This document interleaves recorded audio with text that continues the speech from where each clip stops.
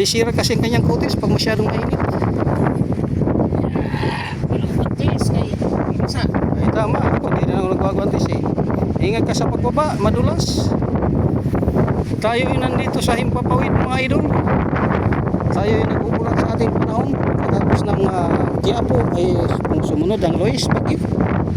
Parang wala na yatang katapusan ng ating bagyo mga idol. Ang ating gulay ay halos matumpa sa sobrang lakas ng hangin mga idol. Si Parter bumaba na. Ako naman papat sa trono niya. Dahil ako yung pangaraw. Ayan, kanyang tinayuan. Ako naman uupo dyan mga idol. At ang ating aircon, kahit may bagyo, nag-aircon pa rin. At sa kabilang rain. Maraming salamat sa iyong panonood. Anong masasabi mo, Lolo? Basta radyo, bumbu, apo, bumbu. Okay.